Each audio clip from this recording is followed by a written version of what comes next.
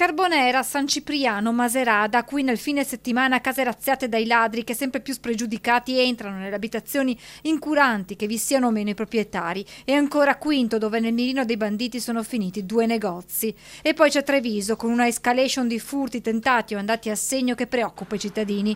Non ultimo l'episodio dello scorso fine settimana in un appartamento a Selvana.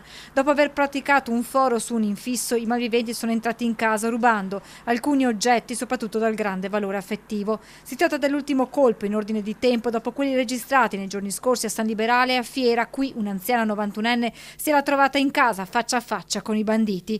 Di fronte a questo quadro la polizia locale di Treviso ha messo in campo un piano preventivo per innalzare la soglia di sicurezza a protezione di abitazioni e appartamenti quando cala il buio. L'obiettivo e il programma che sto mettendo in piedi e che, ripeto, partirà da oggi è proprio quello di avere delle pattuglie dislocate sui quartieri a controllare le persone che transitano in quel momento. Dalle 16:30 alle 19:30 tutte le pattuglie dislocate sul territorio effettueranno posti di controllo per fermare le auto e verificare chi sta circolando, ripeto, soprattutto sulle vie più periferiche dei quartieri, e naturalmente vigileremo anche su tutte le vie con un pattugliamento capillare. Anche i sistemi di videosorveglianza con i lettori targhe rappresentano un ottimo deterrente, sottolinea il comandante, che aggiunge: ai servizi effettuati dalle pattuglie in uniforme si uniranno anche quelli in borghese con autocivetta che perlustreranno le strade e i parchi.